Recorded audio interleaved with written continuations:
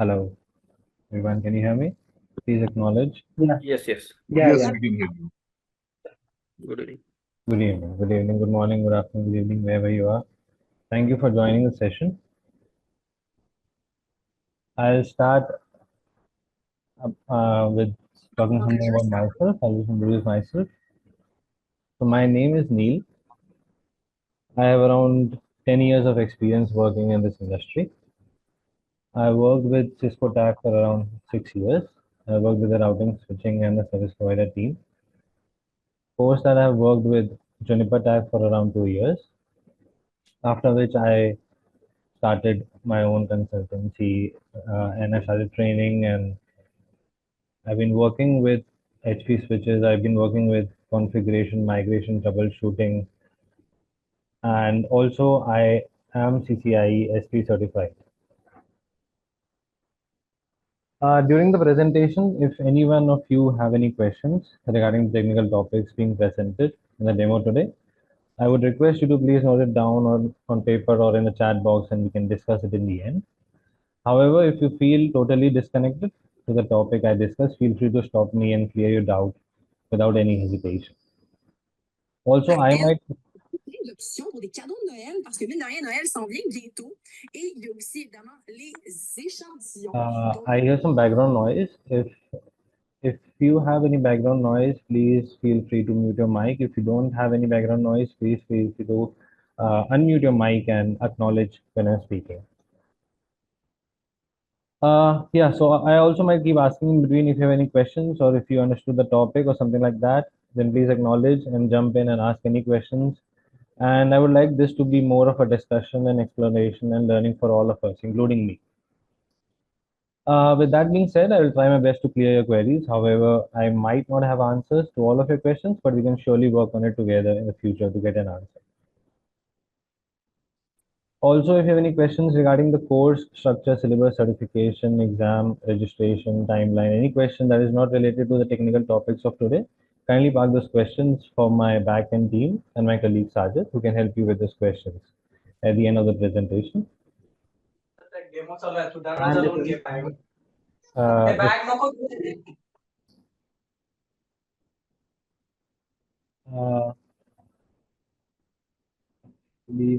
John, I believe your mic is unmuted. If there's any background noise, please mute your mic. And if at any point my voice is unclear or it's low, don't hesitate to let me know. Sounds good? Can I get a yes? Yeah? Yes. Great. So the agenda for today's discussion, the topics that I'm going to discuss today are related to BGP. I'm going to discuss about 3 topics in BGP. First is a BGP neighborship. Second is a BGP route reflector, and third is a BGP AS path and loop avoidance. I am considering that the people who have joined the session today have some basic knowledge about routing and IP addresses and basic knowledge of how it works and some of the routing protocols and the basic knowledge of those protocols. And the topic that I'm going to cover today, I'm actually going to lab it up also, and I'm going to actually configure BGP neighborship in front of you and show the packets that are actually exchanged between two iBGP neighbors and eBGP neighbors. I'm actually also going to show how a route reflector works and how, like, if there is any route not being propagated to an iBGP neighbor, and the scenario where it will be propagated. So I'll actually be labbing it up and showing it to you. And the third topic, BGP AS path and loop avoidance, I'm going to do the same. I'm going to lab it up. I'm going to show that the router is actually not accepting, a path or not a path. So when I move on, I think it will get more clear. And if at any point my explanation sounds confusing, please let me know. I'll re-explain it in a different way. Moving on. So this is the first question that I want to ask you all, and if anyone can jump in and answer. What do you understand by the term autonomous system? Anyone?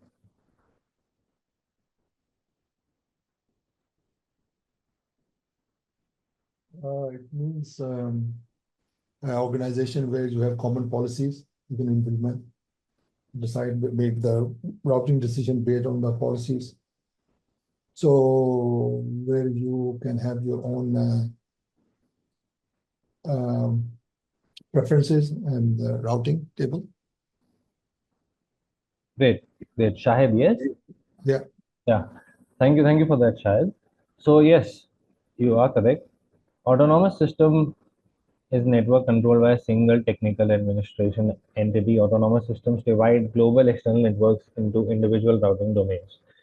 So that's what you explained, and that's correct. That we have basically, let's say, corporate environment, and then we have ISPs, and then we have different, let's say, corporate environment also has, let's say, they have offices in different locations. So each location might have a different autonomous system number that they have assigned, and each location will have their own routing policies, own routing protocols they are running.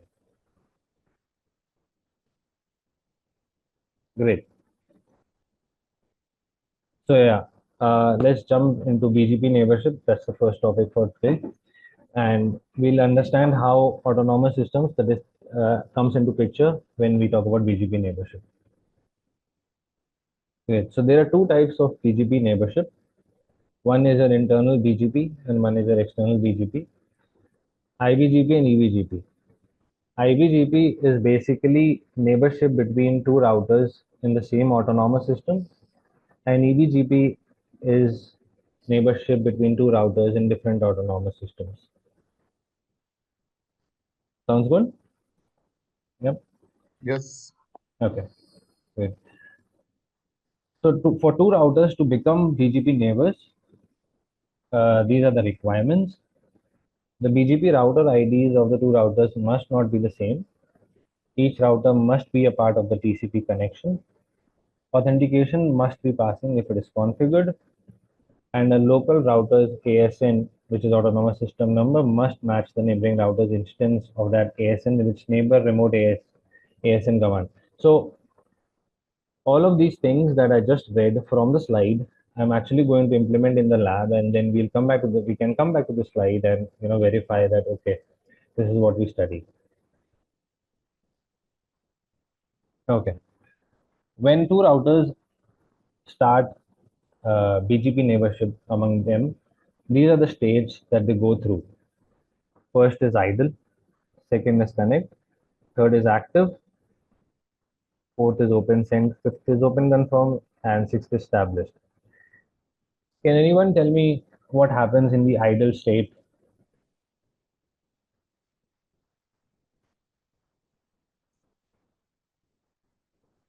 It's where the three-way handshake is completed, right? Normally between and before they start the port 179 for BGP application. Okay. Anyone else would like to give it a try? We just configure BGP, but that is shutdown state. That is in idle state. Okay. Great. Thank you for your inputs. And please speak your name when you're giving any input so that I can address you. Yeah. So yeah, thank you for the inputs. So idle state is basically, yes, this is the first stage of the BGP finite state machine. In this, we have just configured, that is correct, we have just configured BGP, but nothing is happening in this state. Again, we will see this in the lab, and that will become more clear. Now, can anyone jump in and explain what do we see in the connect state? What do we expect in the connect state?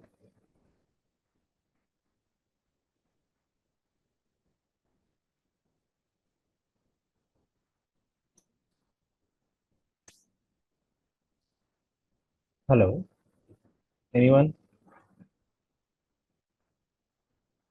No problem. So in connect state, basically BGP initiates the TCP. Yeah, anyone? Yeah, I believe someone is going to try. Yeah, BGP Yeah, so- initiating means a TCP connection. Okay, trying to connect from both Or in neighbors. this case, the open connection is sent, So let's say if the TCP connection is initiated, if it if it passes, what happens? If it fails, what happens? If pass, that means TCP connection established port number 179. So Mhm. that is means TCP connection established, and if fail, the TCP connection established, then open sent state will come. Otherwise, that will come in active state. Great, great. That is correct. So basically, in connect state, BGP initiates a TCP connection by waiting for the three-way handshake to complete. If it is successful, BGP moves to the open send state. If it is unsuccessful, BGP moves to the active state. And in the active state, it's the same. It attempts a new three-way TCP handshake to establish a connection. If it is successful, BGP moves to the open send state. If it is unsuccessful, BGP returns to the connect state. And again, we will see this TCP connection. We'll see the three-way handshake actually happening in Wireshark when elaborated. Also, I think in connect state, there's also, it's reset the retry connect timer, right? Yes, that is correct. That is correct. That will retry after means active state when they will come. Again, they will retry and connect state. They are trying to establish TCP connection. Yes, yes. So basically, if the connect retry, there's a connect retry timer. So if the connect retry timer depletes before the stage is complete, a new TCP connection is attempted, the connect retry timer is set, and the state is moved to active. Yeah, sounds good. So there's a connect retry timer. If that depletes, then it will try to reconnect. Okay. So what about open send, open confirm, and established state? Can anyone explain or would like to try? Okay, open send means they are sending keep alive messages to neighbors, right? Mm-hmm.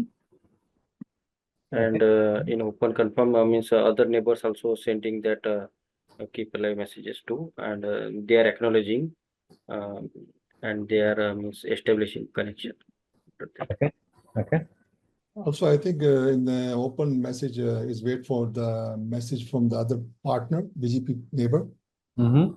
It's also check for the errors, if there are any errors, for example, incorrect version number, AS number, or like that. Okay. Okay. Great. Yeah. Great. Great. Thank you. Thank you for the input. I will explain this state when I come to the Wireshark captures. Yeah. And this, let's start by labbing up iBGP neighborship. Give me one moment.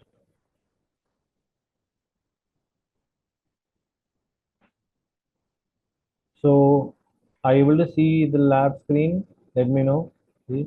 Yeah. Yes, yes. Okay. So I'm just going to give a brief overview of this topology that I'm working with right now. We have, and let me know if you also see my cursor moving, right? Right, right. Okay. So we have on the left hand side, we have AS100.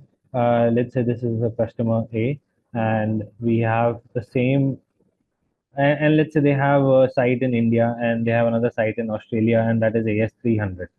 And we have an ISP 200, and there's a secondary ISP MTN.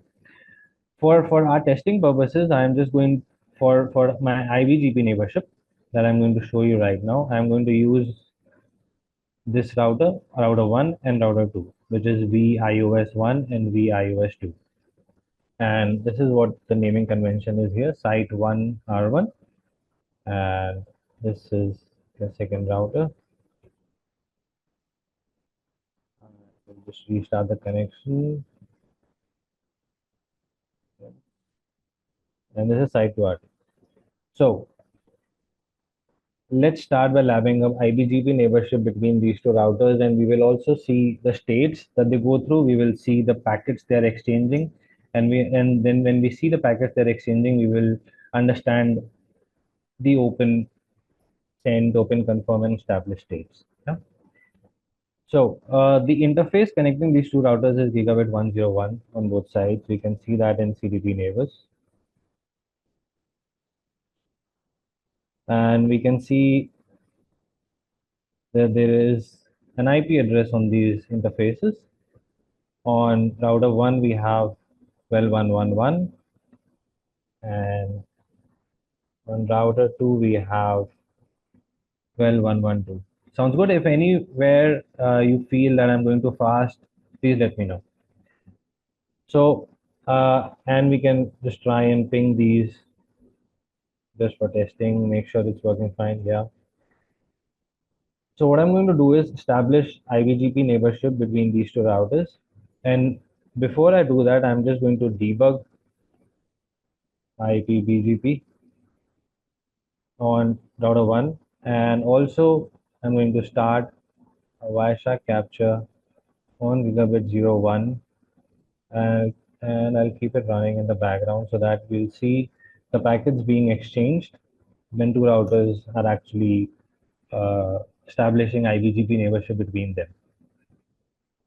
Let's just wait for this to come up and then we will start.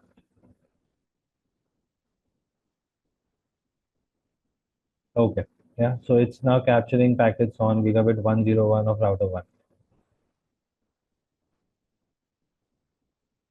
Okay, so we'll configure, and yeah, so these are the commands that we use to configure BGP, start the process on the router. And this is your AS number. I can do a question mark, and you can also understand these terms that I'm using. So after this, we have to give the AS number. We give the AS number as 100. Yes. And then we let this router know that it has to neighbor with 12.1.1.2. Yes. And then what do we have to give? We have to give the remote AS. Now, these are all the commands possible. We do a question mark to get the help from the router itself. And the remote AS will be 100. So for iBGP neighborship, the AS will be the same as I mentioned earlier, and eBGP neighborship means that two routers in different AS will bond. So that's it. That's the command. And I'm going to save the configuration. And we can already see some logs here that it went from idle to active, but there's no, and we can see active open fail because there's nothing configured on the other router. And we are also seeing some packets that I'll come to. Now, same thing we are going to do here. We are going to do a router BGP 100, and we are going to tell it to become neighbors with 12.1.1.1 remote AS 100. And now we should see something happening on router 1 again because we already have the debug logs enabled here.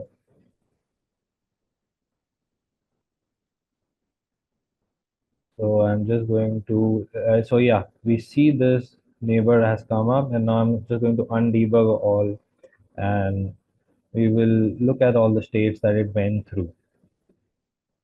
And at the same time, I'm just going to stop the Wireshark capture, and we'll come back to this and see the packets being exchanged when the two routers became iBGP neighbors. Yeah, so we see that active open failed earlier, and once I have configured on the other end, after the TCP connection was established, you can see that I actually moved from active state to open send state. Yes. And after receiving the open, it's looking for parameters, it's looking for all the capabilities that it can support. And after that, we can see, okay, yeah, we can see that it moved from open sent to open confirm, and from open confirm to open established. Yes, sounds good so far. Have any questions so far?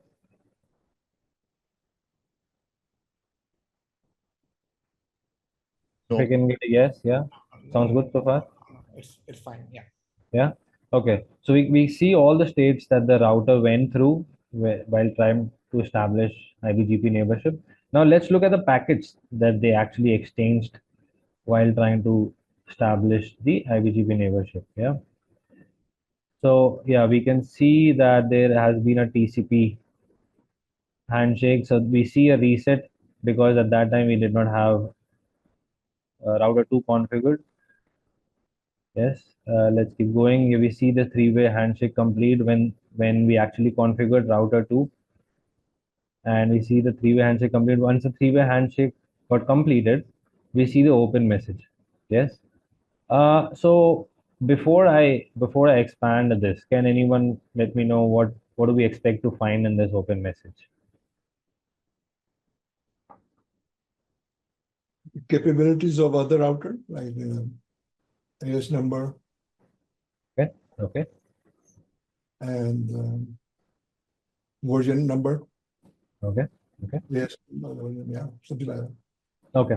Thank you. Thank you. Thank you for the input. So yes, we do see the version number. We see my AS number, which is 100.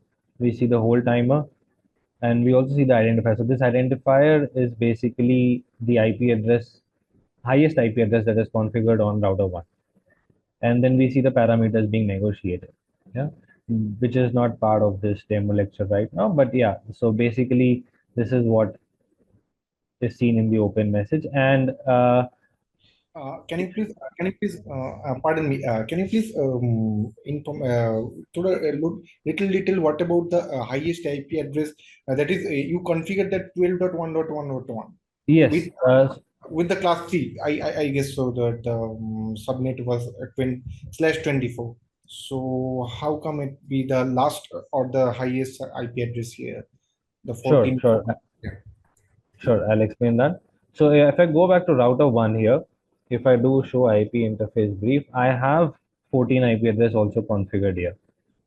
I have configured it on the gigabit 0/0 interface. Okay, So yeah, that's the link going to router 4.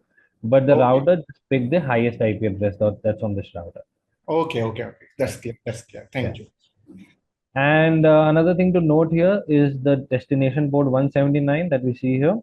Yes, 3CP port destination port 179. That's the open message. So if I go back to the slide, right?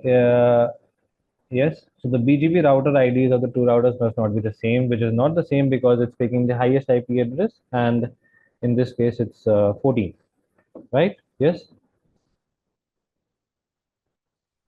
Yes. Yeah. Okay.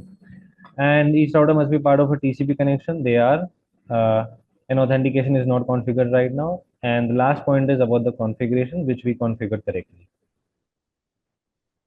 Okay, going back to this. So yes, after the open message, what do we see? We see a keep alive message. And before I go there, I wanna close it out and ask you if anyone would like to guess what can we or what do we expect to see in this keep alive message.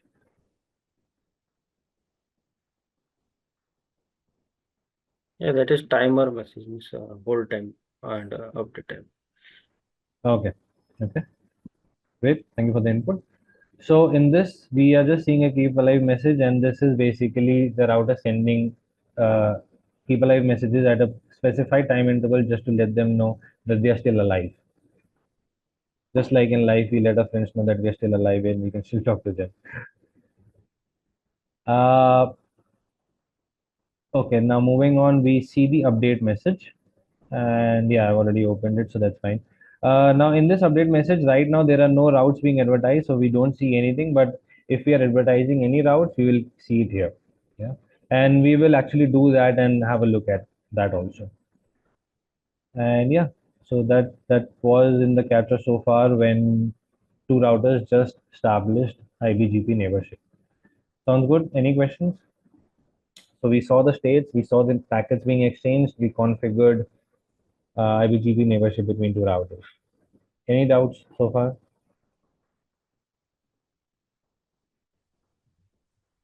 No, Okay, great. Moving on.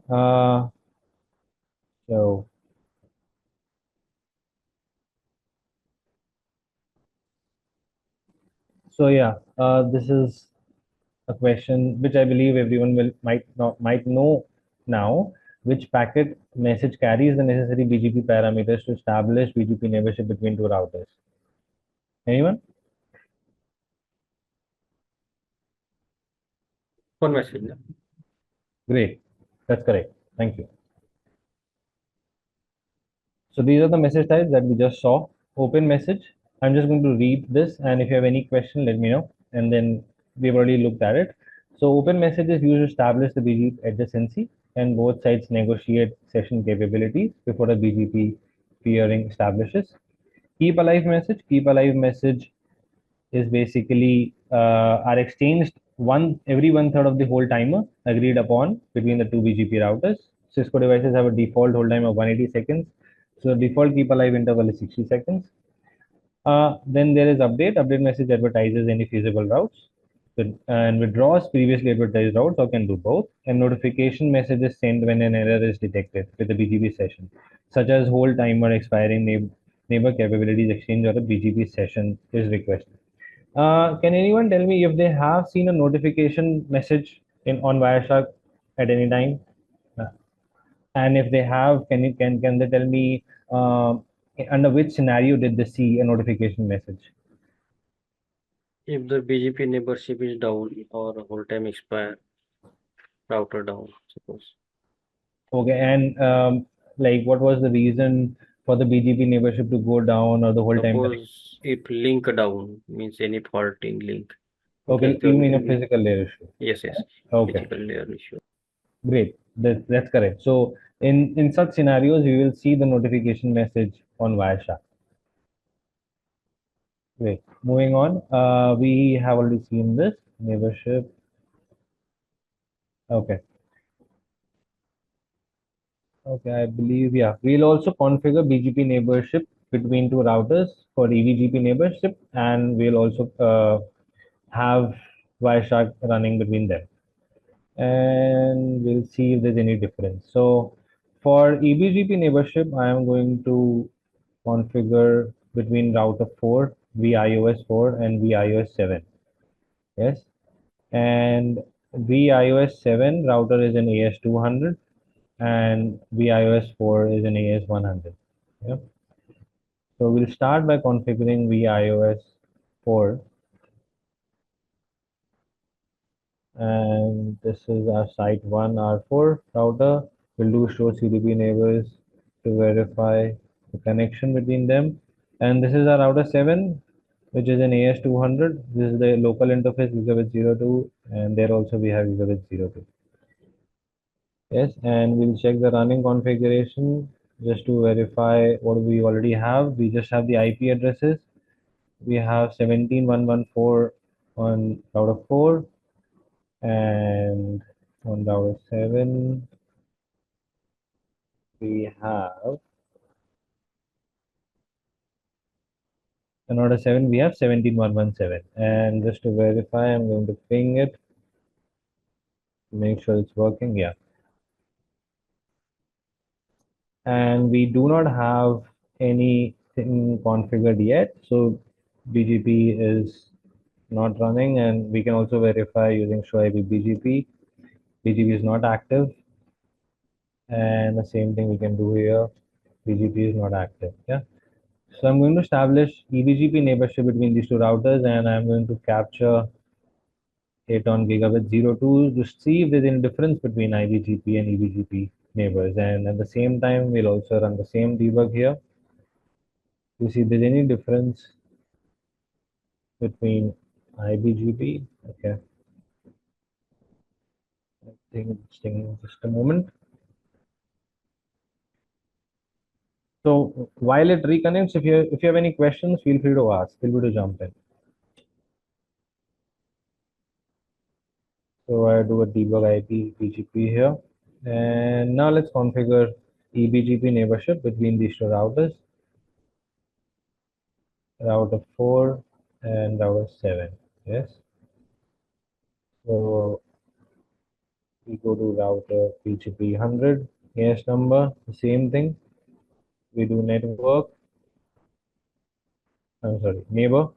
First, we have to establish neighborship between these routers. So 17.117, subnet mask of 24.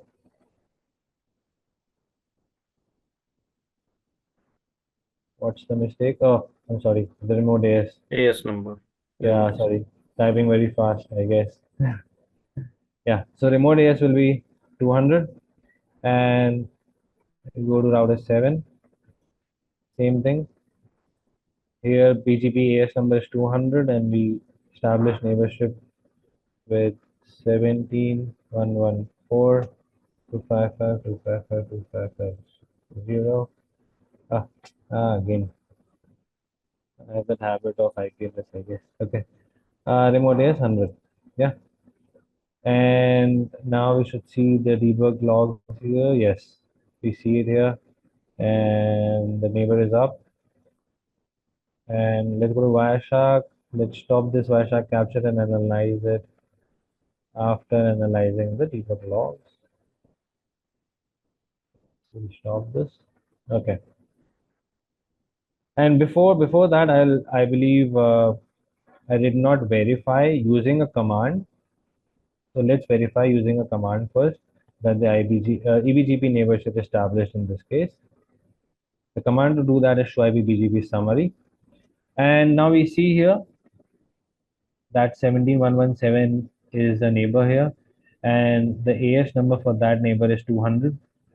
And right now we do not see any prefixes being advertised, so we see the number as 0. And same thing here. Okay, great. Let's just quickly look at the states. It went through the same states, but did we see any difference here?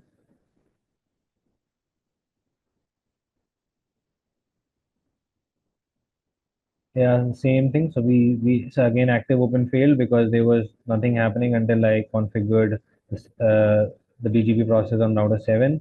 We see from active to open send after the open messages were exchanged and the capabilities were being matched. And then from open send, we saw that it moved to open confirm, and then from open confirm to establish, after which it came up. Yes, looks good. So not much difference when we see this eBGP neighborship here also. If we just scroll up, we see the TCP connection being established. We see SYN, SYNAC, ACK, after which we see the open message. In this open message, we will see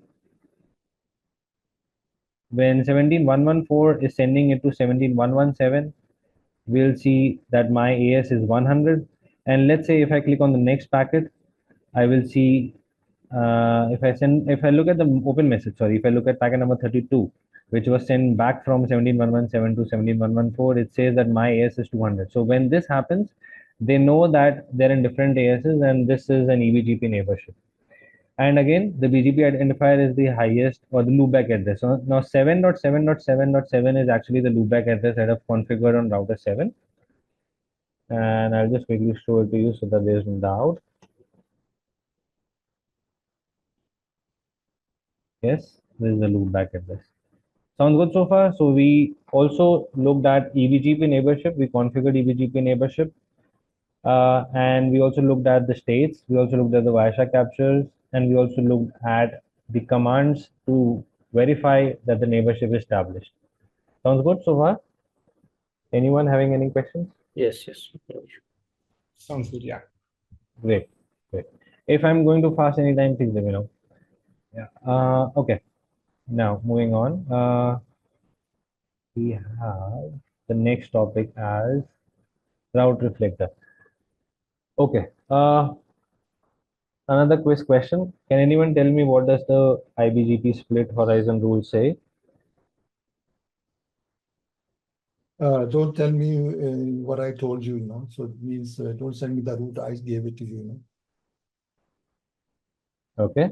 Anyone else would like to try? When we are means from one AS to another AS, where we are sending routes, so that routes no need to come again to our AS. That is split horizon. Okay. Anyone else would like to try? So do not advertise a route from iBGP peer to the next iBGP peer. Learn from that. Okay. Great. Thank you for the inputs. So BGP split horizon rule states that a BGP router that receives a BGP route via an iBGP peering shall not advertise that route to another router that is an iBGP neighbor. Again, I'll explain this in the lab when we explain the route reflector in action. So when split horizon rule is actually creating this restriction that the route cannot be advertised from one iBGP peer to another iBGP peer in this case, right? What do we have as a workaround? What can BGP do, right? And when that question arises, one of the solutions that we have created, not we have, I mean, it has been created, sorry, is BGP route reflector. So what does it do is, in this basically it is a way to reduce this iBGP mesh. I mean, there is a, like, if we have to basically give routes to every router, right? If iBGP neighbors have to provide or advertise routes to every router, either they can be in a full mesh, right? Or route reflector is something that reduces this iBGP mesh requirement, right? So when a route reflector receives an advertised route, depending on the neighbor, it takes three actions, right? One action is a route, let's say, received from an external BGP neighbor is advertised to all clients and non-client peers. And when I say clients, uh, I'll just explain a little bit about route reflector, that there is a route reflector server and a client. The configuration is pretty simple, which I'll be doing now, which will probably clear this more. But when I read these 3 points in the last, when I say clients, they are route reflector clients, and when I say non-client, that's a route reflector server in another case, or not a server, just not participating in the route reflector uh, peering. Second point is, a route from a non-client peer is advertised to all clients, and a route from a client is advertised to all clients and non-client peers. Hence, the clients need to be fully meshed. If any of this sounded confusing, please let me know if you have a question. If not, I'll move to the lab, and I think it will get more clearer when I actually implement this route reflector in the lab and show it to you how it's working. Yeah? Anyone? Sounds good? Can I get a yes? Let us check with the lab. Okay, great. Yeah, I believe it sounded a little bit confusing. So moving to the lab here, I'll just close this Wireshark capture. So what I'm going to do is, in this case, from router 7, iOS 7, I'm going to advertise its loopback address. When I advertise its loopback address, it's going to let router 4 know about it, that to reach my loopback address 7.7.7.7, you have to come to me. What router 4 will do, router 4 will let router 1 know about that. Yes. Now, when router 1 gets that information, it will not forward it to router 2. Yes, sounds good. That's what the split horizon rule will say, that router 7 will let router 4 know, router 4 will let its own neighbor know, but router 1 will not forward it to another iBGP neighbor. Yes, we'll see that in action. Okay, so I go to router 7, and we have this loopback address configured. I'm just going to advertise it in BGP.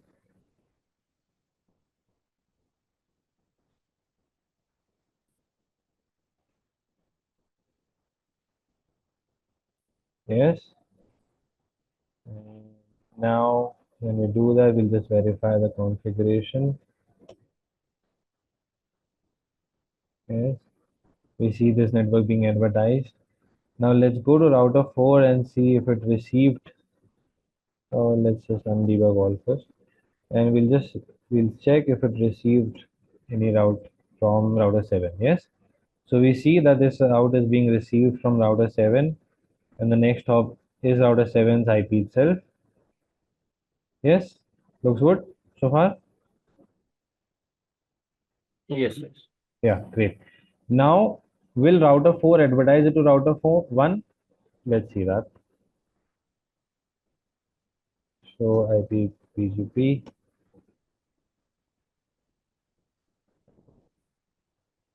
One.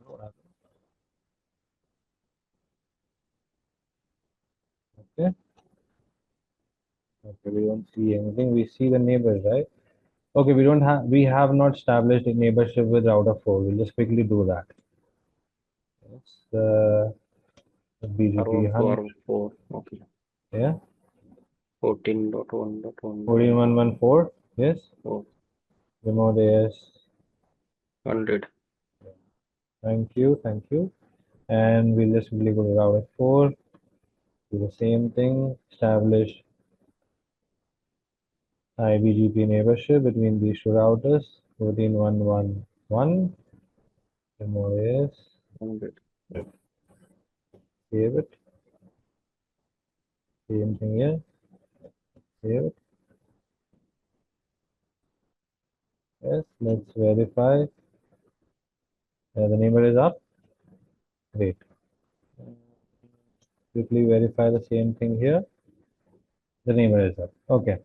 Now let's go to router 1, see if it received anything from router 4. Yes, it received, right? So we see that router 7 actually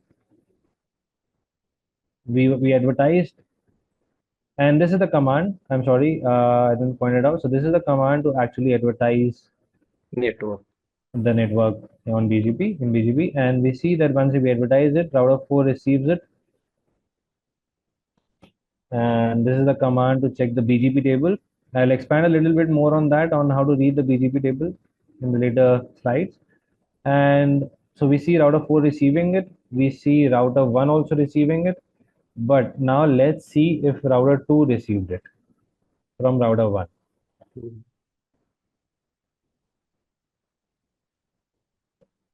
Yeah, we see nothing. We'll just verify the neighborship. Yes, the neighborship is up between router 1 and router 2, but we see nothing happening here. We don't see router 2 receiving that route.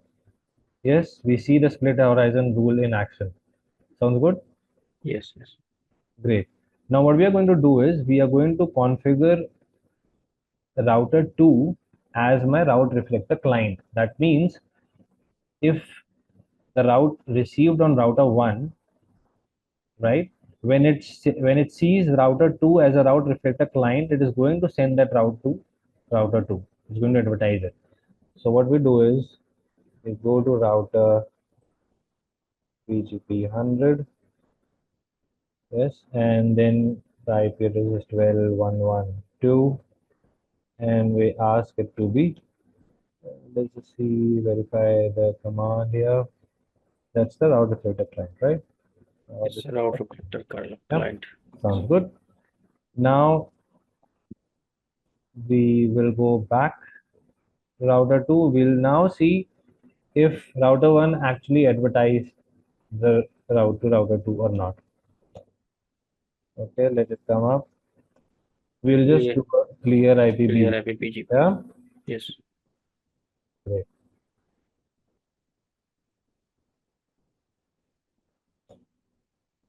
Let's just wait for the neighbor to come up. Summary. Okay. Can anyone tell me what could be the issue here, if there is any issue?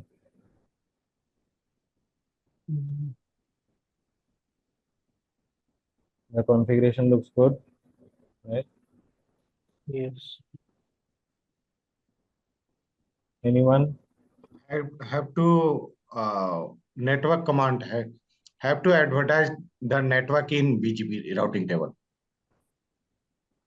No. Anyone?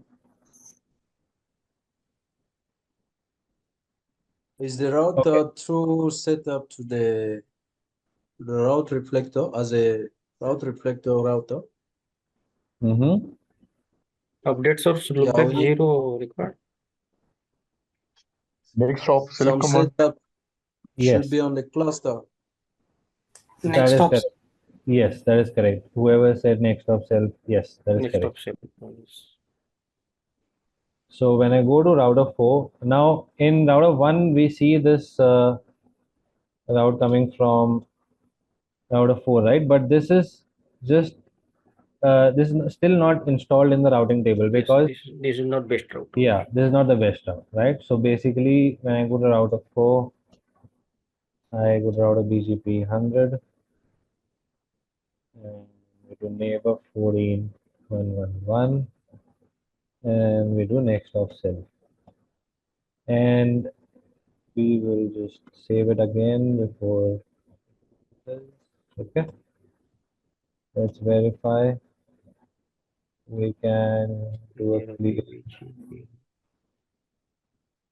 clear iBGP start. Let's wait for it to come up. Okay. Verify. Yes. Now we can see that this is Valid best. yeah. Now let's go to router 2 and see if it actually received the route. Yes. Great. So now router 2, just summarizing what we just saw, we advertise the router. Here also not getting best route, so you need to configure on router 1. Next Yeah. So basically router 2, if we provide a path from router 2 to router 4, then we don't need to configure. Basically, router 2 does not know how to reach the next stop. And that is why we are seeing this. When router, let's say if we have OSPF, right, and we let router 2 know how to reach the next stop, then we'll not see anything. We'll see it as the best path. Basically, does not know this. That's why. But we don't have to always specify next stop self, next stop self. Yeah. Actually, please little bit brief the route reflector once again so that we can Sure. just brief. So I'll just summarize what we just did. Let me know if you have any doubts. Yeah. On router 7, we have a loopback IP address 7.7.7.7. I advertised that in BGP. Now router 7 sent it to router 4, telling router 4 that if you want to reach 7.7.7.7, you have to come to me. Router 4 advertised it to its iBGP neighbor that if you want to reach 7.7.7.7, you have to come to me. And you have to come to me. I mentioned that using the next stop self command. Now, but this router 1 did not advertise it further down to router 2. And that's what the split horizon rule says, that if an iBGP neighbor gives you a route, you don't advertise it further down to your iBGP neighbor. Now, that's what the split horizon rule says. But what does the route reflector do? If router 1 is configured as the route reflector, router 1 still forwards it to its client, route reflector client, and we configured router 2 as the route reflector client. Yes, and that's why it still received 7.7.7.7 route. Yes? Any doubts? So it means the route reflector is just a workaround for this behavior. That's correct. So let's say, right now in this topology, we just have 4 routers, but let's say in a corporate environment, there are 50 routers, 100 routers. All of them need to be connected to each other. Let's say 𝐕/iOS 4 router, right? We need to connect all the routers to 𝐕/iOS 4 so that they can get the route, for example, right? It needs to be a full mesh, for example, right? But route reflector, what it does it, let's say we configure, this is just topology with 4 routers, but let's say we configure a central router in a corporate environment and we have, let's say, 10 routers connected to the central router. The central router will take the job and it will just advertise it to all the routers. And also it has more benefits, like for example, let's say we can restrict it. Let's say I don't want like 5 departments to know about that route, so I will just configure rest of the departments as route reflector clients, and I will let the rest of the routers as it is. Yes. Yeah. Okay, great. So let's move on. Sorry. So another question here. Yeah, route reflector is the only solution here, or we have any other option as well, like if we can utilize it? Yes, so basically for the split horizon rule, right, we have three options. Either we can create a full mesh, as I talked about, every iBGP neighbor needs to be an iBGP neighbor to everyone else. Second is route reflector. Third is confederations. But we are not going to cover confederations in this demo. But these are the three things that are possible as a workaround to the split horizon rule. Mm-hmm. Yeah. Okay. Query. So in the scenario, suppose this route reflector goes down, then there will be multiple routers will not reach, right, to the. That's correct.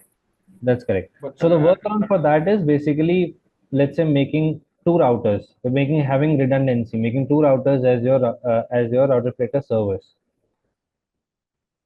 Basically having redundancy in the network will help. Again, in a network of let's say 50 routers, you can still manage to configure two routers as route reflector servers, which take the responsibility of sending the routes to all the clients. so basically, to exceed the limitation of the split horizon, so we basically need the route reflector, right? That's correct. To basically to come or to as a workaround to the split horizon rule, we have three options. First is your mesh. You make a full mesh, iBGP mesh. Second is your route reflector. Third is confederations. And sir, Making an IBGP mesh is not a feasible option, because again, if the network is big enough, then it's not possible to just have iBGP neighborship, let's say between 50 routers, and you also have to connect all the cables and everything. And let's say if you don't have to connect cables, you still have to run an IGP protocol, IGP, like an OSPF. And that has to run, for example, let's say in one area you have 50 routers. Again, it becomes difficult to manage, and also the routers will be heavily, the CPU and memory will go high. Yeah. Correct. And the second thing is basically the second workaround is your route reflector that I just covered. And the third is BGP confederation, which is not part of this demo lecture today, but that is also a workaround. Okay. Yep. Thank you. Thanks, sir.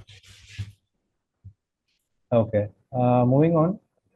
BGP table we just saw, show IV BGP. We saw the star and forward sign, which shows that it is a valid and best route. Okay, the next thing is BGP AS path. Can anyone, before I go to the next slide, can anyone explain what is AS path? What is it used for? No, I think AS path is an attribute of BGP Mm-hmm. route that also help in loop prevention. If an AS receive its own AS number in the AS path, it should Mm-hmm. drop that route, because that will form a loop. Okay, great. Thank you for the input. That's correct. So AS path is a well-known mandatory attribute. I'm just going to read through the slide just to make sure you also catch up with the slide, and then we'll move on to the explanation, and also we'll lab it up. BGP prefers the shortest AS path to get to the destination. BGP uses the AS path attribute for loop detection and avoidance, as we just looked at, we just mentioned. I'm sorry. And the AS path attribute is a list of AS numbers that the update has traversed. We'll look at this also. BGP router will add its own AS number to the AS path sequence attribute when it advertises the update to a neighbor in another AS. If a router sees its own AS number in the AS path attribute, it rejects the update, and you can manipulate this by using AS path appending. Now let's jump into the lab so that this slide is not much of a confusion in our heads. For that, what I will do here is now router 4. You see my cursor moving, right? So we have router 4 here. We have a loopback address on router 4. We are going to advertise the loopback address on router 4, and router 7 will actually get that. And when router 7 gets it, it is going to advertise it back to router 5. But because like, I mean, when router 7 will advertise it to router 5, it's going to add the AS number 100, right? And router 5 should drop it, right? That's what we understood by AS path loop avoidance. Yes, sounds good. Did anyone find this confusing, what I just explained, what we are going to do now? If you would like me to repeat it, let me know. Just repeat once. Sure. Yeah. So on router 4, we are going to advertise its loopback IP address, which is 4.4.4.4. When we advertise it in BGP, router 7 is going to get it via BGP. Router 7 is going to advertise it back to router 5. But router 5 is going to reject that update. And the reason for rejection will be that the reason for rejection will be that we will see the AS number 100 in that update. And why will we see the AS number 100 in that update? Because the original update came from router 4. Yes, that's what loop avoidance is. Sounds good? Yeah. Clear. Okay. And just one more thing, the link between router 4 and router 5 right now is shut down. So router 5 does not have any idea about the loopback of router 4 or anything. It will still not know. I will show it to you. Okay, so let's first go to router 4 and we will see AS path. समजा हा 4 वरून 7 ला 7 वरून 5 ला आला 5 वरून परत 4 ला जाणार म्हणजे असा एक लूप तयार होणार तो लूप अवॉइड करासाठी as path I'm sorry, I hear some background noise. No problem. So yeah, we see loopback 0. We see this 4.4.4 on router 4. Let's just verify on router 7 that we do not have 4.4 in the BGP table yet. And in router 5 also,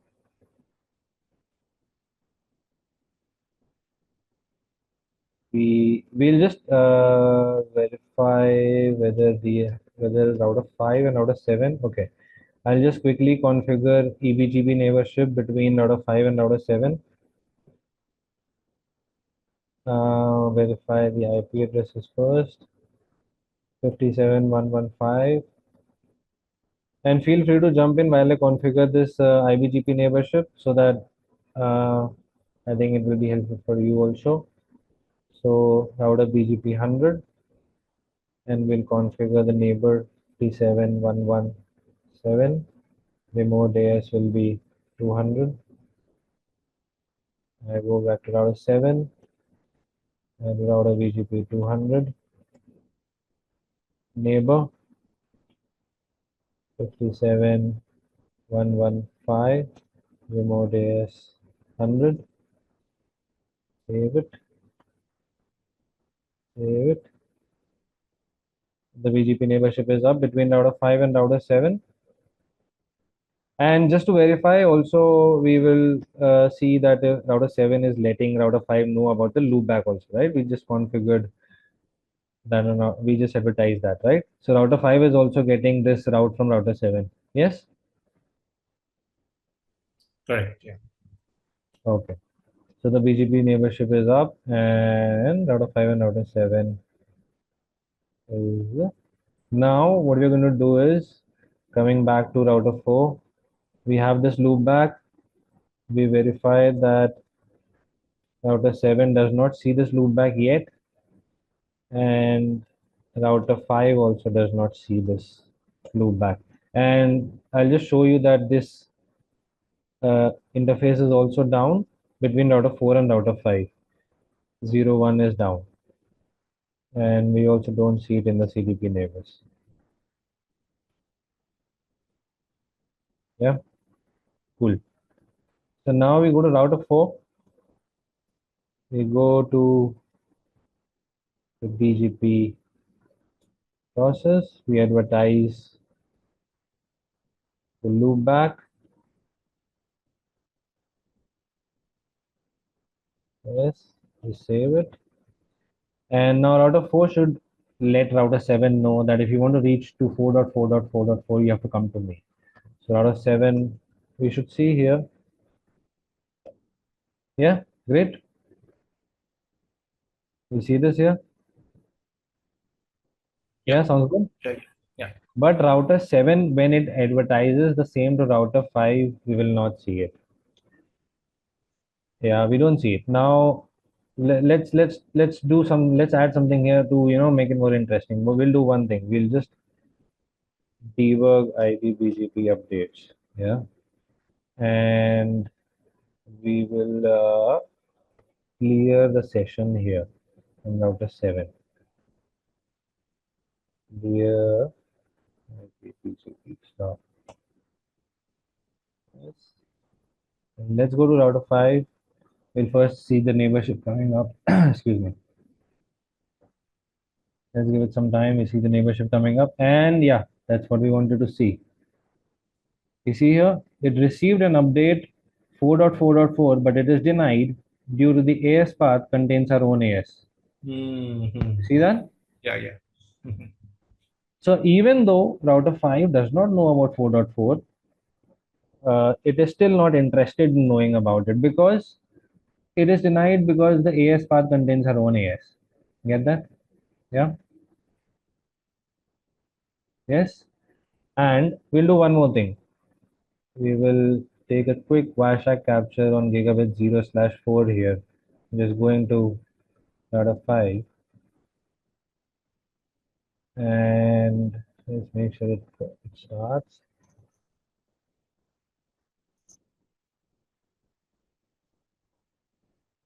Okay, can you show me that router 4, 7, and 5 BGP configuration? Yes, sure. So this is router 4. Yes. And this is Section BGP. your BGP configuration on router 4. Okay, next step. Yeah. So we are just advertising this network. Yes. Yeah.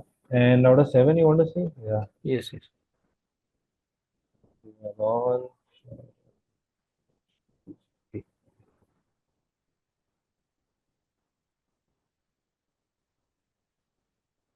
And router 5? Yeah, sure.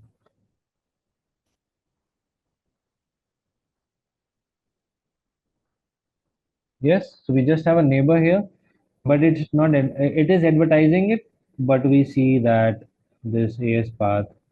We Yeah, didn't configure AS path, right? so we have not configured anything. We're not configured. By default, when a network is being advertised in an update packet, right? The AS path is being sent, right? That's what we just saw in the slides. Okay. That the AS path attribute is a list of the AS numbers that the update has traversed. The update message, when it's traversing, right, it will keep adding the AS numbers. Yes. We'll see that. We'll see that in Wireshark. That's why I just took a Wireshark capture also. We'll do one thing. We'll just debug it again for more clarity. Updates, and we'll just reset it and see the Wireshark capture and also the debug messages. Okay, let's just go to the debug Wireshark capture. So we see all this happening. TCP, keep alive, update. Let's see, and once we see the update denied, we will stop the capture. Yeah. And debug all. Yeah, we see this again that we received an update and it is denied due to the fact that AS path contains our own AS. Now let's see that in action. So again, just to recap, we are capturing this Wireshark on router 7. We're capturing it on the interface that's going to router 5. Let's stop it. Let's look at the update message. Let's look at the update message which is going from router 7 to router 5. And here it is. Yes. Let's see.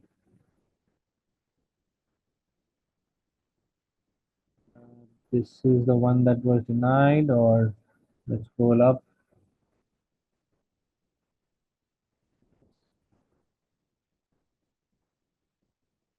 Update that too.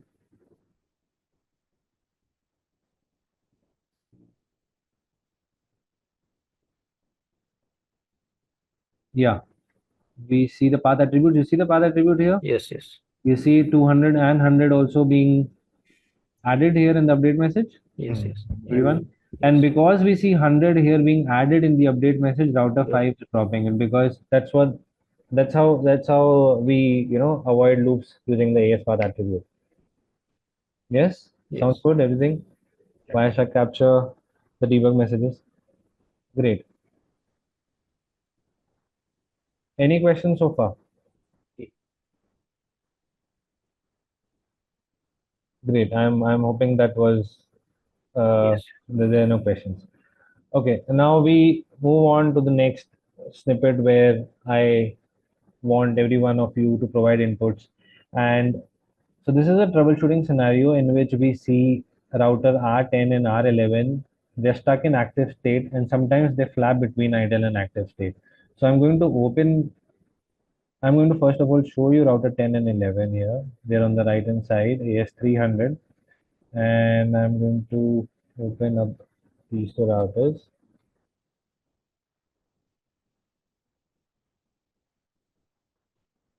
And 11.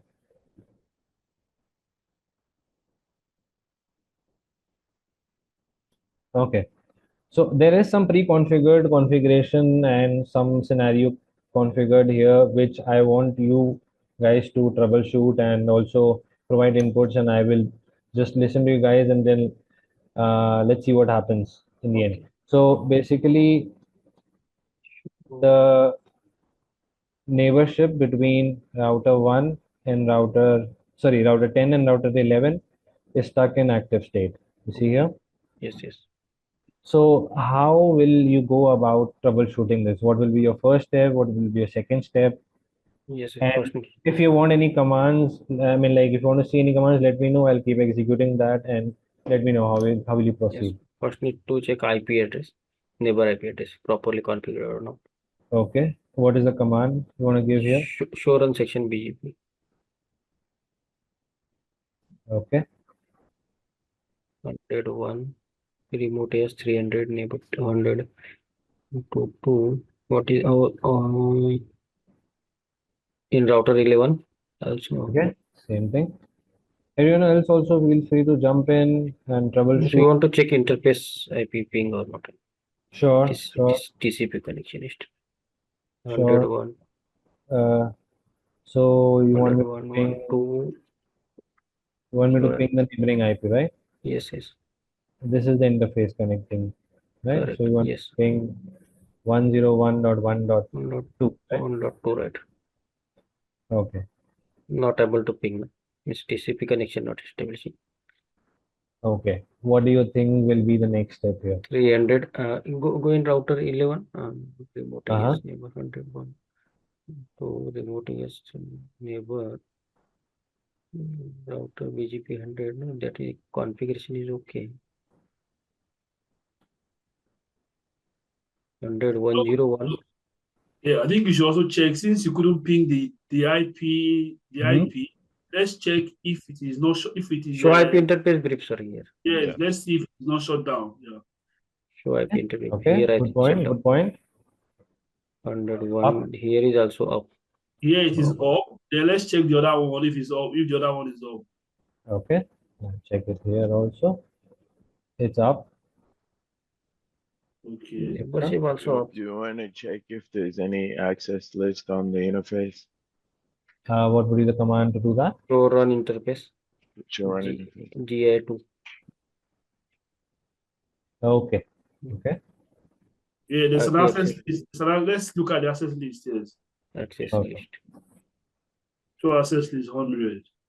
Yes. It's the TCP. This is the cause. Great. Great. That's correct. That's correct. Yeah. So that's good. So I'm not going to remove it right now, but let's keep it in active state. But that's the troubleshooting steps.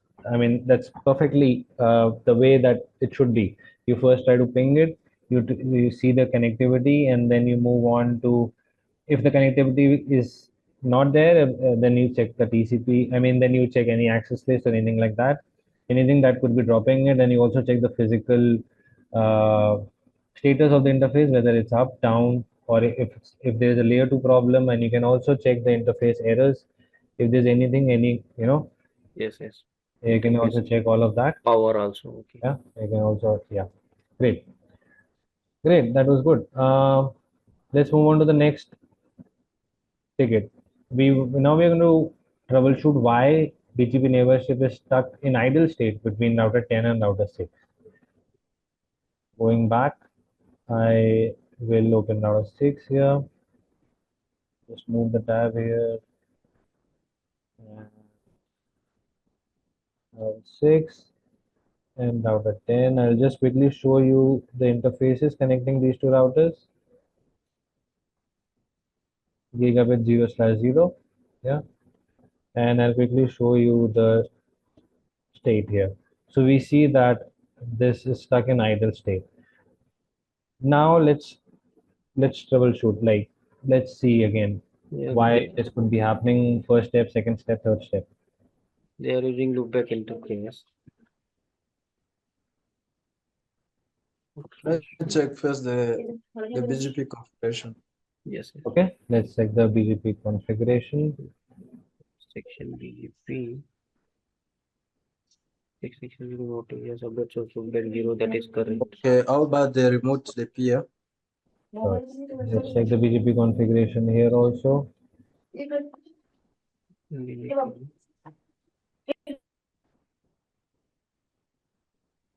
Okay, what is the loopback IP address? What Can is you the check command it? to check it? What is the command? Show IP interface brief. Okay, great. Yeah. Okay, is there any route to reach the PA loopback IP? You want me to ping and check it? You want me to ping Yes. 10.10.10? Yeah, the ping is working. That is means loopback, no, always up. The ping is a ping. From 6.6.6.6, I'm able to ping 10.10, which is the loopback IP address. So something is required, no? Yeah, so I'm able to ping router 6 from here, Yes, and I'm able to ping router 10 from router 6. What would be the next step? The neighborship is still stuck in idle state. Activate command required, I think. Neighbor /6.6 activate. Can you check the IS number? That's only if you're using address family. What would be the command that you want to execute? Under BGP address family IPv4. Okay. Yes. Activate neighbor /6.6.6. Correct.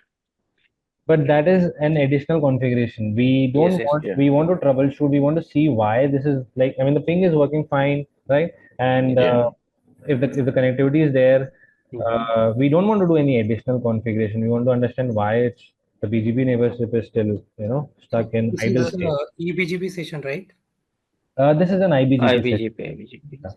They're in the same AS. Can I confirm the IS number? Yeah, we'll do this. Sure. AS number is same, no issue. Huh? AS number is okay, 300. AS number is remote AS 300, and we'll verify it on router 6 also. No, while configuring loopback, no, it requires something. I forget that. Okay. I think address family and address family. Okay. No. Do we need a multi-off? That is point-to-point connectivity. Go ahead. Feel free to put any inputs. Yeah.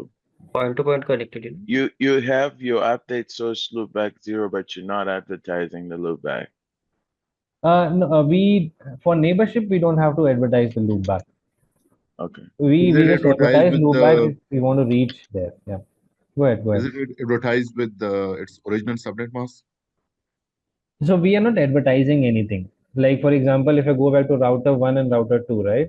For iBGP neighborship, we did not advertise anything. Right? If I go to router 1, we just told it that the remote AS is 100. We did not have a network command here. We are not advertising. We just told that this is the neighborship And on router 2 also we just told about the neighborship. That's all. We are not using the network command. Network command means we're advertising something. So we don't have to advertise anything for it to become neighbors. Go Is ahead. there a way to confirm that the three-way handshake is working? So loopback configuration, something is required. That is different thing. Yes, someone talked about three-way handshake, sorry. What would be the command that you will use to check that? We should check, maybe, is there any access list denying the BGP port 179? Sure, we'll check the access list. So you want to check the loopback interface? Yes. Yeah. So, okay, there you go. And we'll check the loopback interface here also.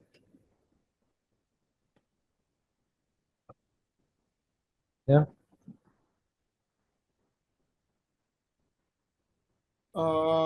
Here the loopback address is advertising with a subnet /24. It's not all 255 to specify the particular all 6. Yeah. No problem. We'll change it. We'll change.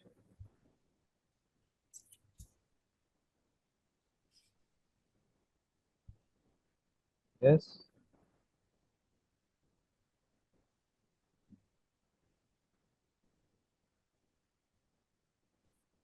Looks good now. Okay, let's do a debug to see what is happening. Okay. Maybe capture some messages. Great. Let me know what's the debug command you want to do. Debug. Debug TCP. Debug all, no? So I just like from my experience in this industry, in production environments, when we do a debug, right, that is strongly not advised because it happens sometimes that the routers CPU goes very high. Yeah, right. So very high, and they might just crash. They are not aligned, correct. Yeah. So if I do a debug all, that will just might just crash the router. So if you have a specific debug, So then debug IP BGP. And you probably want to do show question mark so we can see what the IP BGP for the neighbor address, I think. Neighbor event. Event. Yeah. Okay, we'll do events. Okay. So you have to do soft clear. Okay, sure.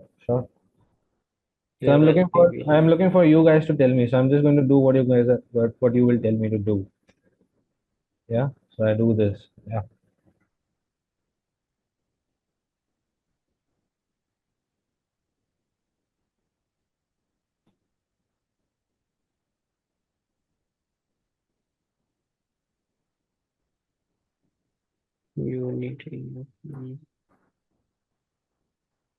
If need to delay. Okay. So undebug, Yeah. all? Sure.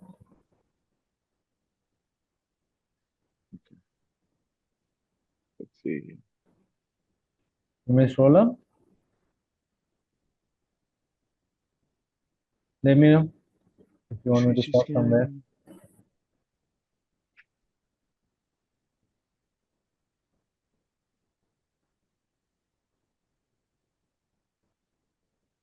Scroll down, scroll up, let me know. Yeah.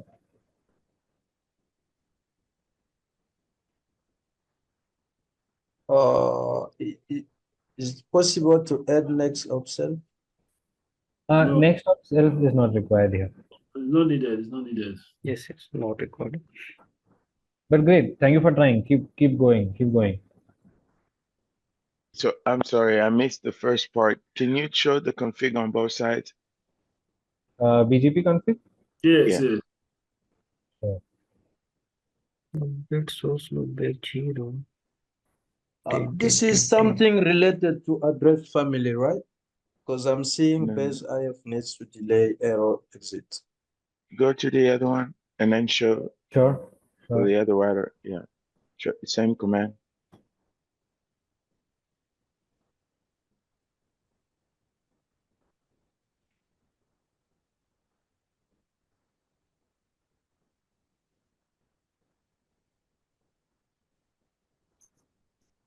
Update source loopback 0, right? Okay. So try to think Show what. IP, hold on. Sure. Show IP. Show IP I'm sorry, show IP interface brief. Sure.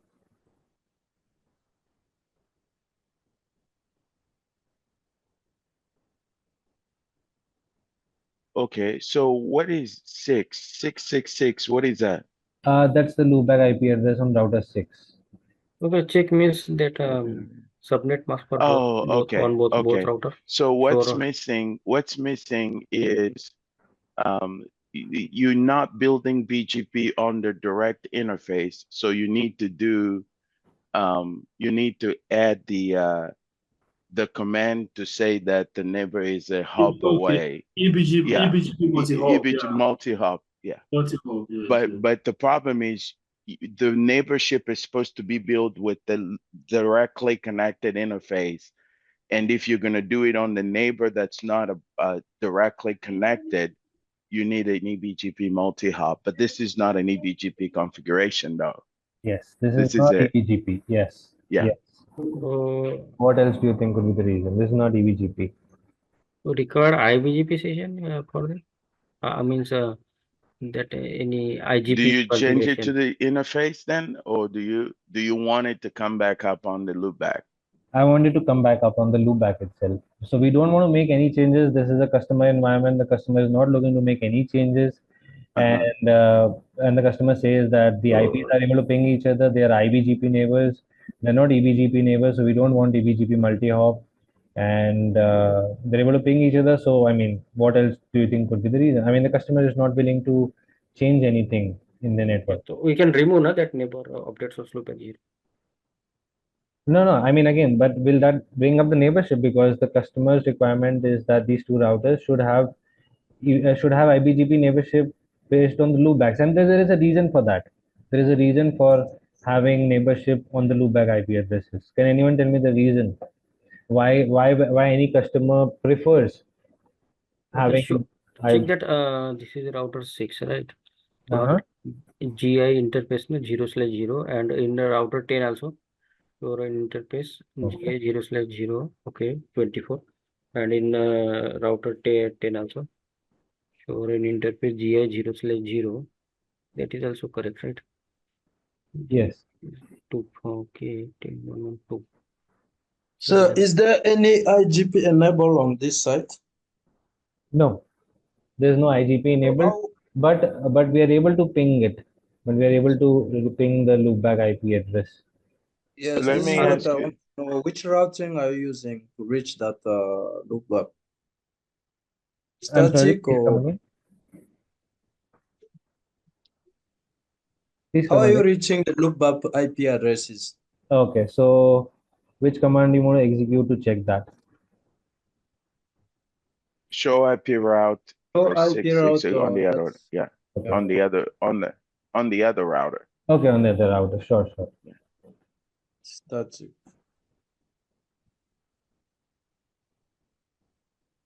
So you have a default route. Now, go back on the other router, see if you can ping that other IP. You mean the loopback? The one you're establishing, yeah. The loopback, yes. I'm establishing neighborship between the loopback addresses. Okay. Can you ping that from loopback source? Yeah. Source loopback 0. Okay.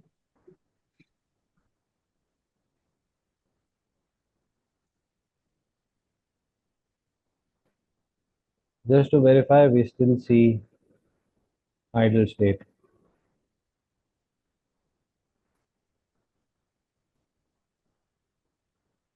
Clear IP. And show the config again. Show the config again. Sorry. No. Clear IP BGP required or no? Show the config for BGP. Yeah. Okay.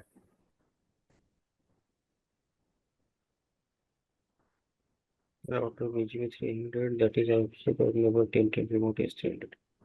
So why am I seeing my own IP here? Okay, clear iBGP. No, this is not my own IP. This is router 6. Router 6, Oh, okay. 6.6.6. No, sir, clear iBGP if you try.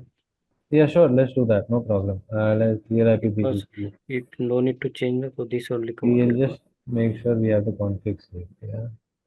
And then Clear iBGP because we need to add any command, right?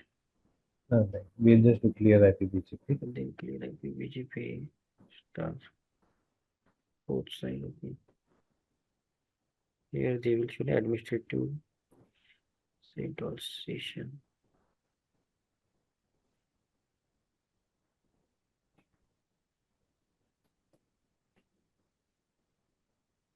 It's still an idle. Still an idle state. Okay. Shall I provide a hint or something like BGP that? table version 1 here, right? Okay.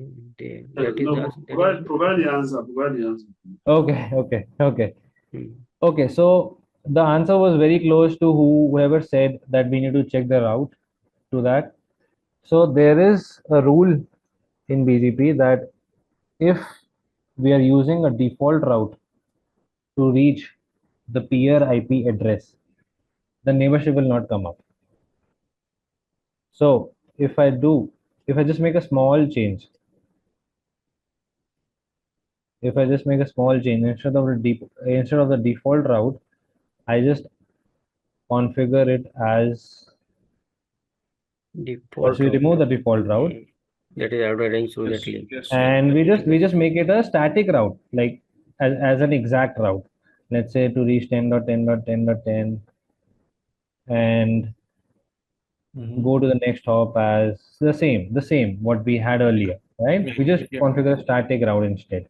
And now you see the neighbor is up.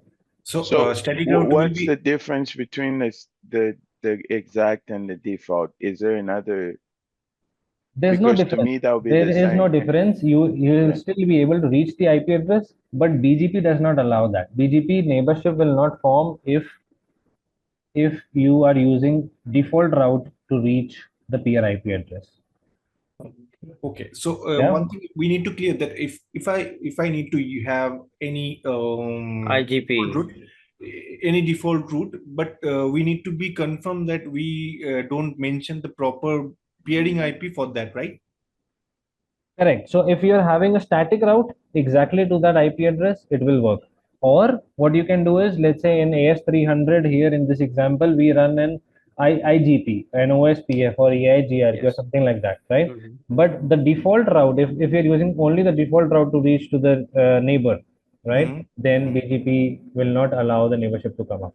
Okay, so it will be like working as a floating static route that we use as backup route if BGP fails or anything like that. Yes. Okay, thanks.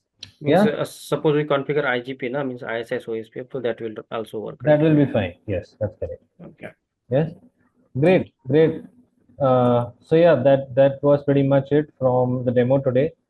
I hope this was informative. I hope you guys enjoyed and had fun. I will hand over now to my colleague and to my backend team, Sajid, who can explain or who will provide more details on the course. Thank you, everyone. It was wonderful talking to you. Yeah, okay. Thank you. Thanks a lot, Neel. Yeah. Thanks a lot. Is it possible to get the PPT? Hi everyone. How are you? Yeah, how are you? Please go ahead. Yeah, myself Sajid. I'm the student relationship manager and the counselor. So I'm here to provide you details on the course enrollment and what all modules, access, and end-to-end all the details with the pricing I'm going to give you here. Okay, so let me start with my first slide. Okay, so can you please anyone confirm? Can you guys see my screen? Yeah, we can see it. Yeah. Yes. Okay. Okay. So basically, let me start with the course syllabus and class schedules. Okay. Yeah. Totally, this will be going to be a CCIE service provider lab course. Okay. So here we are going to cover version 5.1. Okay. And with this, we'll be going to cover 305.501 SP core, version 1.1 training, and with this we'll be covering CCIE service provider lab 5.1 version as per the official blueprint we are going to refer. Okay, with the help of trainer, we'll be going to explain and teach you on the live scenarios in the real hands, like hands-on trainings. So all those things will be taken by our trainer. Okay, so this will be going to be a weekend batch. Okay, Saturday, Sunday from 5 p.m. to 8 p.m. IST. Okay, so from 5 p.m. to 8 p.m. IST, and the course duration will be 4 to 5 months. Okay, and this will be going to be a weekend batch, Saturday, Sunday, 5 p.m. to 8 p.m. IST, 4 to 5 months course duration. Okay, and let me move to next slide. So here I'll be giving you details on the course enrollment and access details. Okay, access what we are going to provide you. Okay, so let's say you are enrolling for this course, so we'll be providing you the web portal access that will remain with you for lifetime. There you will be getting actual live class recorded version. Means what you will be attending the live class, that recordings you will be getting on the portal. So that on our LMS, let's say in future, if you want to go through the videos, if you want to practice something, you can go through that. And secondly, we'll be providing you the 24/7 lab access, which are present on our servers and cloud servers. So you can access it totally remotely, 24/7, unlimited, for the 1 year of lab access. For this total service provider course, we'll be providing you the 1 year of lab access, that you can access it remotely, 24/7, unlimited. Whenever you want, you can access the labs. Okay, with this we'll be providing you the dedicated materials like workbooks, PPTs, PDFs, step-by-step lab manuals. All the materials we will provide you, that you can download and you can keep it with you as well. Okay, and the G Drive access remains with you for lifetime. Okay, and let's say if you have the good configuration of your system, then we will help you out to set up a home lab. So we'll be providing you the required files to download from our G Drive for the home lab setup. So once you download, and you just need to let us know. So one of our team member will connect with you, and he will do the home lab setup by sharing the remote script. Okay, and we'll be providing you the 24/7 backend support from our team. Let's say if you are facing any issues, any queries regarding to the labs, regarding to the portal, or regarding to the certain topics, regarding web portal. If you are facing anything, any issues, any thing it may be, so you just need to raise a ticket on our support DL. One of our team member will connect with you, and we will resolve your issues accordingly meantime. Okay, and let me move towards the next slide.